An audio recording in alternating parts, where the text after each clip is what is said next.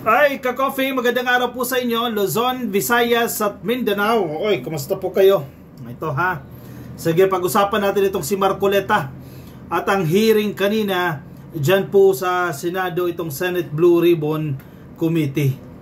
Alam mo, nakakatawa talaga itong si Marcoleta dahil halatang halata na. Bakit kasi, ito yung tanong ni Lacson bakit nila pinoprotektahan mo itong mga diskaya? Ano ba yung naipangako sa'yo niyan? Diba? Unang-una, sige, nung siya pa ang chairperson ng Senate Blue Ribbon Committee, anong ipinangako sa kanya dyan? Witness Protection Program. Ipapasok sila mag-asawa sa WPP. Ang problema, dapat hindi ko yung most guilty dyan kung ipapasok ka sa WPP. Hindi mo pa nga na-i-establish yun na hindi most guilty itong mag-asawang diskaya Dahil billions of pesos, o baka trillions of pesos nga ang kinita nito mula sa gobyerno. Tapos, ganun na lang yan. Kahit hindi magsaulin ng yaman, WPP naman yan O poprotektahan pa ng Estado. Gagastosan pa ng Estado.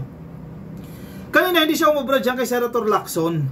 Kasi, alam niyo naman may rift yan. Sige, just for a context, Nung si Marcoleta ang chairperson pa ng Senate Blue Ribbon Committee, mainit yan kila Lacson di ba? May suggestion lang sila Lacson at sila Soto na may isang hearing sana supposedly Ang suggestion nila baka pwedeng iurong yung hearing ng Blue Ribbon Committee dahil may hearing sila May plenary ba yun Basta kinakailangan nandoon na sila by that time.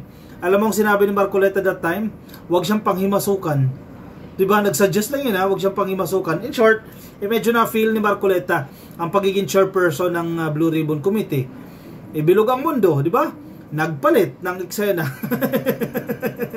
Natanggal siya dyan sa Blue Ribbon Committee at napunta pa yan kay Lacson at si Tito Soto pa ang Senate President. Ngayon, kanina, daming kudani yan ni Marcoleta Ang dami niyang sinasabi kine-question niya even yung opinion ni Lacson. Yung pinag-ugatan yan, si Lacson kasi nagkaroon siya ng interview kay Pinky Webata yan, basta outside Walang hearing suspended po yung hearing that time. Ibig sabihin, free time ni Lacson yan. So nagpa-interview si Lacson. Di ba? Kini-question ni Marcoleta yung opinion, again, opinion ni Lacson doon sa interview na yan. Ano yun? Bawal ka nang magsalita ng against sa opinion ni Marcoleta, against sa belief ni Marcoleta. Yun ang pinupunto din ni Lacson. Ayaw kasi ni Marcoleta yan na magbigay daw ng opinion si Lacson. Kahit free time niya na yun. Yun ang hindi nagustuhan ni Lacson. Hindi siya mobra dyan. Sinong presidente dyan ng Blue Ribbon Committee o chairperson? Si Lacson. Sige. Basahin natin yan. Kasi meron din meron din suggestion itong si Marcoleta na itong si Chavit Singson naman daw, imbitahan din daw dyan sa pagdinig ng Blue Ribbon Committee. Nagsuggest Bakit kanyo? Bakit iimbitahan dyan si Chavit? Dahil galit kay Marcos. Napaghahalataan kayo mga maka-Duterte kayo imbitahan daw po si Chavit dyan. Anong gagawin ni Chavit dyan sa Blue Ribbon Committee? Isa din niyang, alam nyo nakinabang sa sinasabi niyang bulok na sistema. Ilagay mo yan dyan sa Blue Ribbon Committee. Anong gagawin niya? Siraan ng presidente. Pabanguhin ng mga Duterte. Talaga nga naman to si Marcoleta. Sige, isa-isahin natin yan. Medyo marami-rami ito dito mo tayo sa ABS-CBN. Basa. Sa ABS-CBN headline niya away kaagad tayo. Lacson Marcoleta clash over integrity of Blue Ribbon probe. Kine-question niya itong integrity daw ng Blue Ribbon Committee. Wow. A heated exchange ensued within minutes after the Blue Ribbon panel opened its fifth hearing into the flood control mess Tuesday. Opening pa lang talaga Pumutok agad yan This after Senator Rodante Marcoleta questioned the integrity, the probe, and committee chairperson Senator Panfilo Ping Lacson, who supposedly picked Bryce Hernandez as the more qualified state witness over the Diskaya. Sige, usapan na ito. Sino yung karapat dapat maging state witness? Si Bryce Hernandez, Assistant District Engineer, o si Diskaya na kontraktor?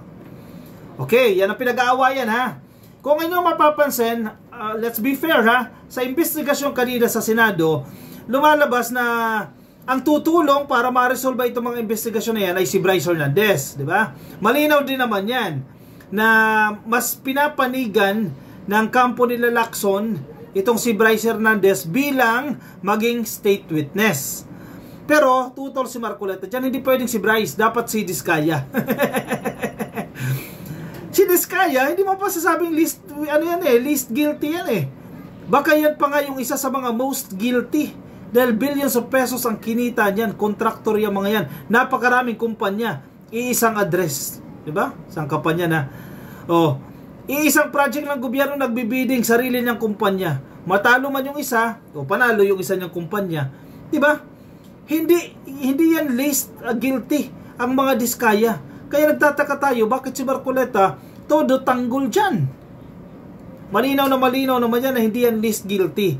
Pinag-question ni Marcoleta, bakit daw parang pinipili ni Lacson si Bryce Hernandez bilang more qualified o mas katanggap-tanggap gawing state witness kaysa sa mga Diskaya? Kasi lumalabas na si Marcoleta lawyering for the Diskayas. May napangako kasi, di ba? After Lacson opened the hearing, Marcoleta insisted to speak to raise a prejudicial question. Yan ang sabi niya yan, prejudicial question. Lacson refused to acknowledge Marcoleta a few times before he eventually let him speak. Talagang hindi mo ako mapipigilan eh. Yun ang datingan doon, ang gusto i-point out dito ni Marcoleta. Ayaw mo ako i-recognize ha? O sige, magsasalita ako mag-isa. Sige. Foremost to my mind is the integrity, impartiality, and objectivity of the proceedings of this committee, Marcoleta said, citing Lacson's media interview. Wow! Questionable na agad ang integrity at objectivity ng committee na yan. Bakit kanyo? Hindi na siya chairperson eh. Typical na Filipino attitude, di ba? O tinanggal mo sa akin yung posisyon na yan, o sisiraan ko na yan. Yeah? Hindi na ako chairperson dyan, disiraan ko na yung committee na yan para lalabas na tinanggal nyo kasi ako eh. Ako yung karapat dapat dyan eh. Nilagay nyo si Lacson dyan, tuloy, questionable na yung integrity. Questionable na yung credibility ng ating committee. Yan ang gustong palabasin dyan ni Marcoleta. Typical na Filipino attitude. Tawag natin dyan crab mentality. Hatakan pababa. Hahatakin ka. Total, hindi naman ako ang chairperson dyan. Hatakin ko kayo pababa. Walang mangyayari. Kawawa mga Pilipino dyan. Diba? Yung iniiyak niya, ito pagpapa-interview ni Lacson. Sige. In the interview, Lacson was supposedly asked who between SAC, DPWH engineer Bryce Hernandez and the Diskaya couple was more qualified to be state witness in the flood control scandal. He picked Hernandez, Marcoleta said. Ikaw, ka-coffee, sige, papiliin ka. Sa tingin mo, sino sa dalawa? Honest opinion nyo. Sige, let's be fair ha. Sino sa tingin mo ang mas katanggap-tanggap na state witness? Itong si Bryce Hernandez na Assistant District Engineer o itong si Diskaya? Ako, hindi ko kinakampihan si Lacson, hindi rin ako galit kay Marcoleta, pero mas katanggap-tanggap si Bryce Hernandez. Dahil kumbaga, posibleng siya pa yung least guilty dyan. In short, hindi siya yung most guilty. Itong Diskaya, posible pa na most guilty, kasama itong mga politiko, congressman at senador. Pero si Bryce, di hamak na mas mababa siya sa food chain. Di ba? Sa prinsipyo ng pagiging state witness, kung sino yung mas mababa doon sa food chain, mas katanggap-tanggap. Yung nasa tuktok ng food chain, hindi pwede. Kasi ikaw nga yung most guilty eh. Hindi ka pwedeng gawing state witness. Most guilty ka nga, gagawin kang state witness. Yun ang kinakasakit po ng damdamin. Pinuputok ng butchi ni Marcoleta dyan. Interview ni Lacson yan ha. Outside the Senate yan ha. Sana wag kayo magbigay ng opinion. Sabi ni Marcoleta. Hello, kinontrol si Lacson. Lacson, bawal ka magbigay ng opinion ha. O Tito Soto, bawal ka magbigay ng opinion. Away ka agad tayo dito, Lacson said before he suspended the hearing. Lacson defended himself against Marcoleta's accusation of partiality and explained that his opinions outside the Senate halls cannot be questioned. Agree. Pakin mo ba? Sa media interviews ko, hindi magpa-interview ka rin sa media. Nagpapa-interview ka nga dyan sa Net25 eh. Di ba? Bakit di ka magpa-interview dyan? Ulit-ulit. Sino ng programa ba yan? May programa kayo dyan sa Net25 eh. Na magpa-interview ka rin dyan. At hindi ka sasabihan ni Lacson na ganitong opinion na sasabihin mo. Ganitong opinion ang bawal mo sabihin. Pero contrary ito sa sinasabi ni Marcoleta. Kine-question niya yung opinion ni Lacson sa isang interview outside the Senate halls. Baka free time ni Lacson yan.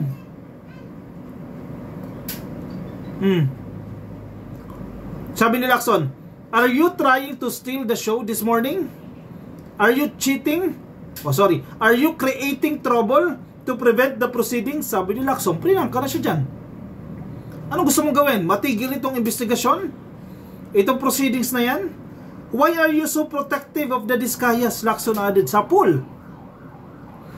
In fairness dito kay Lacson, wala nang paligoy-ligoy no? Direktahan tayo dito. Bakit ba tila masyado mong pinoprotektahan ng mga Diskaya? Sa pool si Marcoleta dyan. Sabi ni Marcoleta, "No, I am not protecting them." Malinaw no? Lacson cut off Marcoleta and opened the hearing again to let former DPWH District Engineer Henry Alcantara make his opening statement. Kasi kakabukas pa lang ng hearing, question agad ni Marcoleta. Marcoleta, the former Blue Ribbon Committee chairman, had earlier proposed witness protection for Curly Discaya and Sara Discaya. The DOJ had said that the Discayas would have to return the ill-gotten wealth they could have accumulated before being granted protection by the government. Isa sa kinakagalit din ni Marcoleta kasi bakit daw biglang sinabi ni Boying Rimulya na isauli muna itong mga ninakaw na yaman kasi hindi raw kasama yan doon sa mga requisites o mga prerequisites o mga kinakailangan gawin bago ka makapasok doon sa Witness Protection Program. Ang pinupunto naman dyan ni Rimulya, no? Gagawin kang state witness pero hindi mo pa sinasauli yung yaman na yan. Parang ano yan o kumita ka ng billions of pesos, nasa iyo pa rin yan, yung kinita mo, ill-gotten wealth yan, tapos gusto mo, protektahan ka pa ng Estado. Di ba? Hindi ka pa makulong. Ang punto niya, kung talagang interesado ka na tulungan ang Estado, kaya kang gagawin state witness gagastusan ka ng gobyerno para proteksyonan ka. Tulungan mo rin yung gobyerno. Ibalik mo sa gobyerno yung ninakaw nyo, ganun lang yun Ang punto ni Marcoleta, magkano ibabalik hindi pa nga na-identify ng korte. Hindi ba natin pinag-uusapan dyan kung magkano Kahit yung intent man lang, may narinig ka bang intent sa mga Diskaya na, wait, sasauli namin yung ganito mga sasakyan. 40 yan, mga luxury vehicles yan. Isasauli namin yan. Or kung ano man po yung iuutos ng korte. May narinig ka bang ganyang statement sa mga Diskaya? Diba? Kahit assurance man lang, wala kang marinig. O kahit ano lang yan, pledge lang. Simple pledge, wala kang marinig. In fairness, dito kay Bryce Hernandez, nagsauli na ng mga luxury vehicles. Yung ganyang gesture, yung ganyang act, nagpapakita yan kahit papano ng interest niya na makipag-cooperate sa gobyerno. Di ba?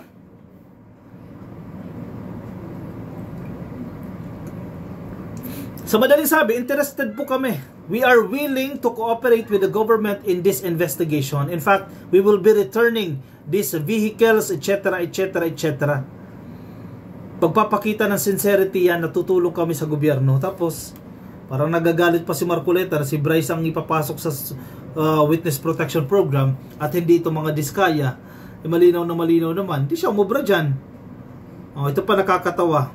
Ito yung sinasabi ko sa inyo kanina Wait lang magkakampi na talaga sila ni Chavit Sige, magkampihan na kayo ni Chavit. Nasa balita. Anong headline? Chavit Singson gustong imbitahan ni Marcoleta sa Blue Ribbon. Agree ka ba dyan? Si Chavit Singson? Seryoso ka ba? Iimbitahan mo sa Blue Ribbon Committee? Anong dahilan niya? Bakit naisip niyang imbitahan yan? Iminungkahi ni Senator Rodante Marcoleta ang pagpapatawag kay dating Ilocos Sur Governor Chavit Singson sa susunod na pagdinig ng Blue Ribbon Committee. Parang mangyayari dyan, magiging, ano tawag dyan? Yung hearing ng Jonathan Morales, di ba to? Binigyan lang ng oras itong si Jonathan Morales, kahit alam mo ng questionable ang credibility, binigyan lang ng oras ni Bato para siraan ng presidente. Ganyan din ang gagawin dyan. History repeats itself ito. Ipapatawag si Chavit para, sige, siraan si PBBM ni Chavit. Kaya gusto ni Marcoleta yan. Halatang halata Baka DDS to mga to Sabi pa ni Marcoleta, mainam na paharapin ito sa Senado bilang nagsiwalat na rin ito ng kanyang mga nalalaman tungkol sa flood control projects sa press conference nito noon sa San Juan. Totoo ba? Tingnan mo yung credibility ni Chavit. Yung interview niya lang nagsisinungaling Halatang nagsisinungaling. Yung rally lang nung isang araw, sabi niya nakausap niya yung mga nakaitim, yung nagrayot. At ang sabi daw ng mga nagrayot, ang nagbayad daw sa kanila ay si Romualdez at si First Lady Liza Marcos. Imbento yun. Nakuna ng video. Tinaboy nga siya Paano niya nakausap yung mga nakaitim? Wala naman mga nakaitim sa Luneta. Mga nakaputi sa Luneta. Saan siya nagpunta dyan sa Luneta? Na binu siya at pinalayas siya. Yung mga nakaitim nandiyan sa Recto, nandiyan sa Ayala Bridge. Wala naman siya dun. Paano niya nakausap yan? At sabi niya, siya mismo nagtanong. In short, ginagawa niya ng kwento si Romualdez at si First Lady.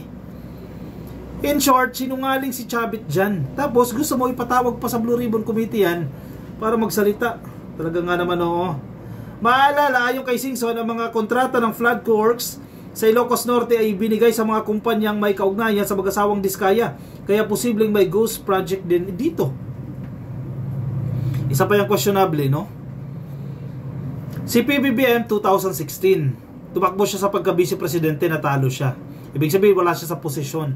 Sinasabi ng mga Diskaya, they started having contracts ng flood control sa DPWH 2016, wala nga sa pwesto si PBBM dyan Paano pinapalabas si Chavit yan? Na magkakontsaba itong mga Diskaya at si PBBM?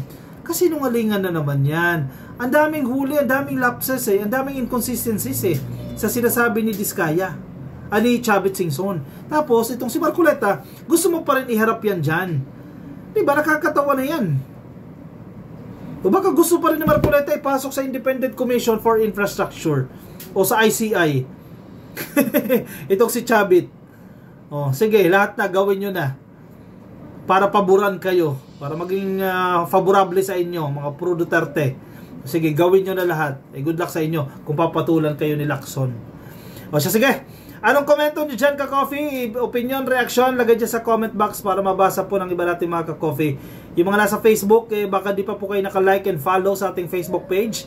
Huwag pong kalimutan, madali lang po yan. Like and follow sa Facebook. Yung mga nasa YouTube, make sure po na kayo ay naka-subscribe na rin po. Dapat may D na yan sa dulo. Ibig sabihin, subscribe.